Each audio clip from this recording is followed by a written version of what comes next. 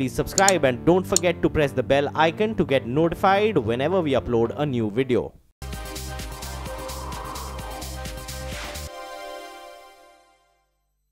India is home to 14 out of the 20 world's most polluted cities, and that is the latest from the World Health Organization. If that is not scary enough, sample this.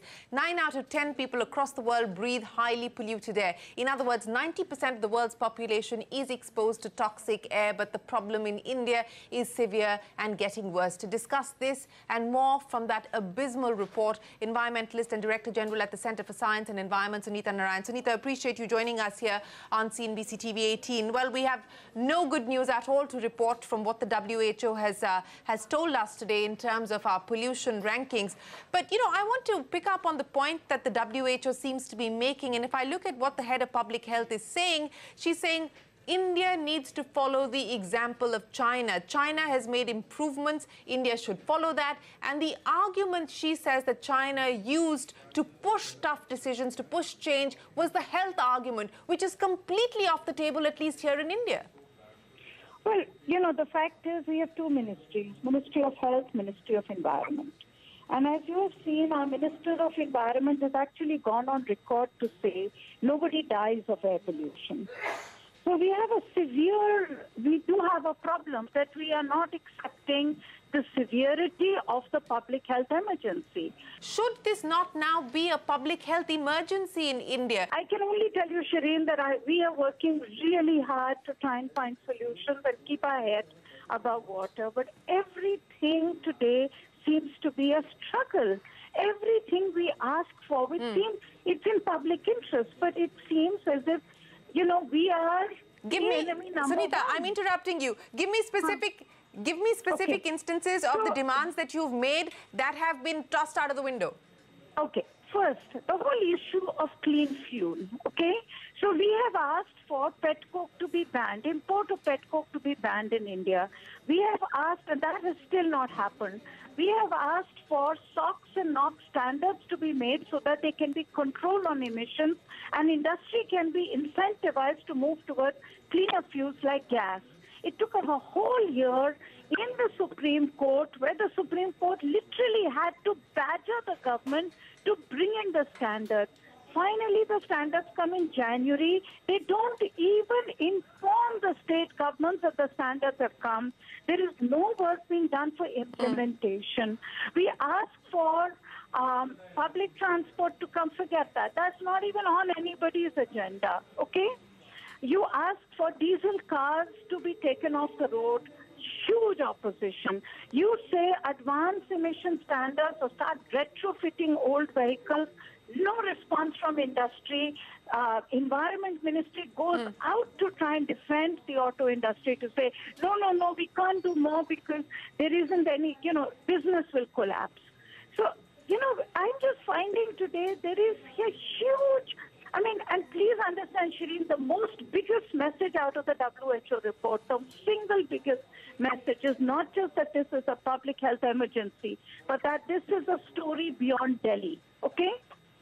That actually the most polluted cities of India are outside. I'll give you another instance. The Supreme Court, on our asking, almost 9 months ago, told the Ministry of Environment, come up, why only Delhi? Come up with an aggressive plan for other cities of India. Okay? The Ministry of Environment has been doing consultations, meetings, discussions. We'll come up with a plan. I mean, I hope you can understand, and I hope you understand my level of frustration that there is no sense of the urgency or the scale of response that is needed. It's like business as usual.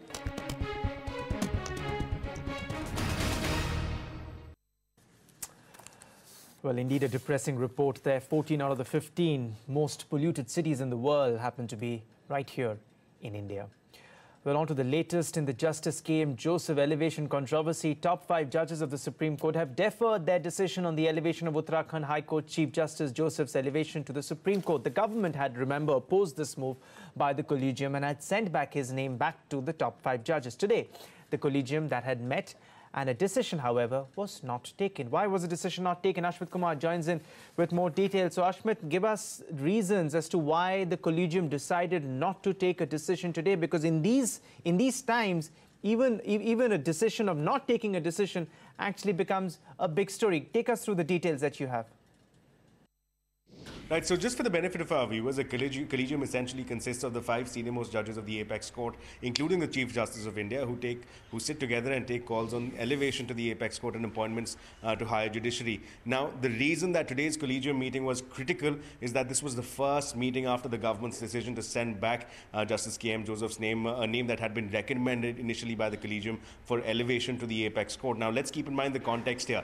Justice K.M. Joseph was the same judge who had quashed the imposition of the president's rule that had been imposed on the state of Uttarakhand by the BJP-led government. And that is the sore point here. That is the sore point that for which many jurists and many legal eagles refer to the decision of the government as being a breach on the independence of the judiciary. That was the common criticism when the government had sent back the file of Justice K.M. Joseph. Now, the norm, the convention essentially is, as jurists tell us, is that once the collegium reiterates the name, the government would then be bound to act as per the collegium's wishes. And that's the reason why today's meeting was critical. The 5 judges came back and sat together. In fact, Justice Chelameshwar, who was not present in court for hearing matters, made a special appearance as far as this collegium meeting is concerned. The meeting lasted for a little over 40 minutes. But as of right now, what we can confirm is that despite the meeting having taken place for 40 minutes, despite the 5 judges coming together and discussing and deliberating on the issue, no decision has been taken, no consensus was formed between the judges. The reasons, well,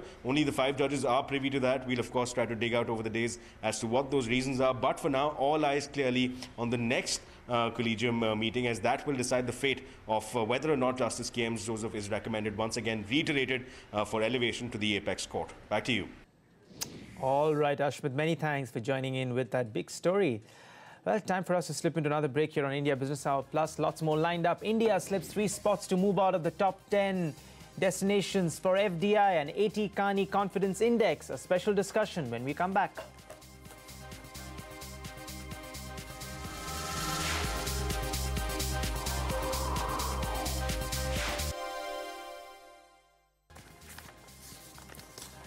After steel and aluminium, United States has now imposed tariffs on PTFE resin imports from India and China. So many like you would be wondering, many like me would be wondering, what exactly is PTFE? Well, it's mouthful to say the least. It's polytetrafluoroethylene is the chemical name of this, and Teflon coating is largely used in items like frying pans that has been using this formula. For more on that story and what this really means, Rituparna Bhuyan, our trade reporter, joins in with the latest. So Ritu, take us through, what does this WTO action really mean? United States will be imposing an anti-dumping duty of 18.49% on PTFE resin imported from India. This chemical is manufactured in India by a company called Gujarat Fluorochemicals Limited. In an initial report which the US Department of Commerce released, it has said that in 2016, around $14.3 million worth of this chemical was imported from India. Similar anti-dumping duty has also been imposed on the same chemical from China as well. And while releasing this initial report, the US Department of Commerce Secretary Wilbur Ross said, and I quote, the dumping of goods below market value in the US is something the Trump administration takes very seriously. We will continue to stand up for American workers and businesses in order to ensure that everyone trades on a level playing field. With that, it's back to you. And remember, Gujarat Fluorochemical Limited is in fact listed on the Bombay Stock Exchange. It ended trade largely flat, up by about 2.25 rupees. Meanwhile, tech giant Apple has posted its best ever second quarterly earnings. The tech giant has also set a new first half record in India. Megha Vishwanath joins in to take us through all the key highlights of that story. Megha, important numbers, and it also has some resonance in India. Take us through the numbers you've got. In the run-up to Apple's second quarter results, many analysts feared muted demand for the $999 iPhone X model, but the tech giant beat the gloom by by delivering its best second quarter ever with revenues of over $61.1 billion with an increase of 16% from year-ago quarter. Remember, with this, Apple has beat the record of $58 billion that it set in 2015. The biggest contributors to this revenue was international sales that accounted for 65% of the quarter's revenue. Let's take a close look at the fine print. Apple announced that it sold 52.2 million iPhones as compared to 77.3 million iPhones in Q1 2018. Apple also saw a slump in iPad sales as the company sold 9.1 million iPads during this quarter, which again has declined from 13.1 million units sold in Q1 2018. Keep in mind that despite all this, the company has actually managed to make more money than forecast. In an hour-long conference call with analysts and investors, CEO Tim Cook said that the customer chose the iPhone X over any other iPhone each week. Just to set some context, Apple has faced some fierce competition in China from homegrown players like Huawei and Xiaomi. But in the last quarter, markets like Greater China and even Japan saw a 20% increase in sales.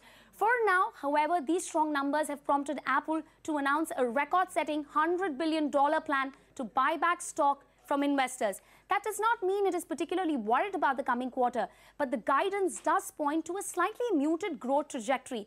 It has forecast revenues in the range of $51.5 and $53.5 billion. That is almost $10 billion lower than its second quarter's revenues. Apple remains bullish on the China market as its growth market, and the focus in the coming quarters, of course, will be on its wearables business, which has been showing strong growth over the last few quarters. But the iPhone will remain Apple's blockbuster product, and remember, Apple's fiscal quarter ended on 31st of March, which means that these numbers don't actually include or account for the new red iPhone 8 and the 8 Plus models, which was launched specifically to appeal to the fast-growing Asian markets. And the dividends will come in over the next few quarters. Speaking of dividend, Apple has hiked the dividend it will pay shareholders by 16% from 63 cents per share to 73 cents per share. So this, combined with the buyback plan, which is the largest in the US corporate history, makes this the biggest increase in Apple's capital returns to shareholders.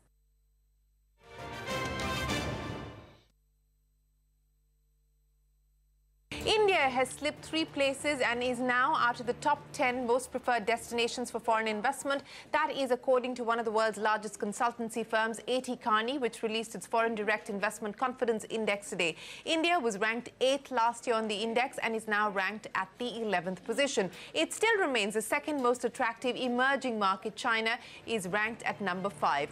India has slipped in the rankings despite clocking record FDI inflows in FY17, but in the first 11 months of FY18, FDI inflows stand at just over $42 billion. That is a 0.24% increase compared to the same period in FY17. However, A.T. Kearney is upbeat on India's prospects as an investment destination. The consultancy underlines the abolition of the Foreign Investment Promotion Board, hiking the FDI limit in aviation, retail and medical devices industries, and the Make in India mission as potential drivers. The United States tops the charts once again, followed by Canada, Germany, the United Kingdom and China, completing the top 5 on the A.T. Kearney FDI Confidence Index. Kaushal, MD and India head at A.T. Kearney. Vikas, appreciate you joining us here on CNBC TV 18. You know, India has slipped 3 spots in the FDI career, and we've been edged out of the top 10 position by Italy. India coming in at number 11, Italy at number 10. What do you think has changed between now and last year? Shireen, that's an interesting question. You look at it as slipping 3 places. I look at it other way and saying India still retains the place in top dozen countries in FDI index, which we publish every year. I think the most noticeable trend this year has been that the confidence on FDI in developed market has gone up remarkably. I think it's backed up by the economic growth we are seeing, the stability we are seeing, and hence a significant amount of confidence of investing into the developing countries. That's probably had a couple of countries edge ahead of us. But if you read the retail report, the sentiment around India, the confidence around India, that has gone up actually. In fact, 33% of the respondents we had interviewed in this process are more bullish on India this year than they were last year. So you can think of it as a race we were running. Some others ran faster than us, and maybe we've slipped one or two things. So I actually don't see it as a slip, but I almost see it as being very strongly placed in the top dozen countries attracting FDI globally. Sure, I mean, performance is relative, but let's talk about that 33% that said that they were more bullish on investing in India this year versus last year. What is the driver behind that, and what are the sectors that they're most likely to invest in? Yeah, that's an interesting question. I think let me just first comment on the overall study and the way we saw it. There were 2 or 3 key drivers which was sort of propelling the FDI interests globally. Global economic stability and continued stability around that thing. Developed countries doing well, and that has sort of lifted the sentiment up globally. The same trends hold for most part of Asia Pacific, China, India, some of the other countries in Asia Pacific which have done well in the index. Coming specifically to India, what respondents in our survey cited were 2 or 3 key factors. Continued economic growth and the strong economic growth. Obviously, there were folks who cited demographic dividend. Continued and increased economic reforms was cited. It was interesting that some folks even cited the improvement in ease of doing business, but again, that's a glass half full. In the even better ifs, it was also cited that that's an area India needs to do better. On your question on which sectors do we expect the things, I think a lot of FDI in India has been in services. Manufacturing should pick up. It's obviously not picked up as much as we would have liked there. But again, there is an interest in the manufacturing side in India also from global investors. All right, that's latest A.T. Kani's report on FDI inflows in India. Time for another break. Up next, we go down south. We take you inside the picturesque Chikmagalur in battleground Karnataka. A special report when we return.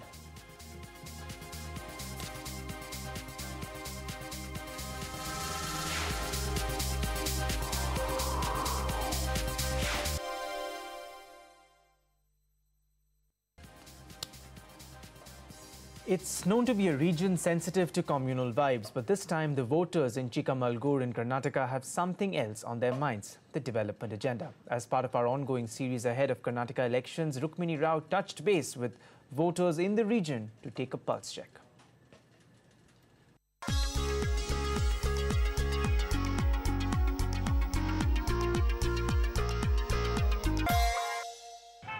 Where the first coffee seeds were sown in India, popularly known as the Coffee Nadu or the land of coffee. Chikmagaluru district consists of over 9.12 lakh voters, mainly from the Lingayat, Kuruba, Dalit, Wakaliga and minority communities who will go on to decide the fate of candidates contesting out of 5 assembly seats falling under this region. Amidst these coffee plantation lies a disputed holy site, the Sri Guru Dattatreya Baba Budan Swami Dargah. Located just outside Chikmagalur city, this shrine is theologically important to both the Hindu and Muslim population. But unlike previous elections, when the religion card became the primary weapon across party lines, the narrative this time seems to have changed. What has the campaign rhetoric been like this year? Currently, BJP is ruling in this constituency. Now, Siddaramaiah has promised that his candidate will perform better than the current one as far as development and other issues are concerned. BJP is also promising that they will do so many things that they've done earlier. Then comes JDS, which says it will develop more than both the other parties. We will have to wait and watch. Is anyone asking for votes on the basis of religion or communalism?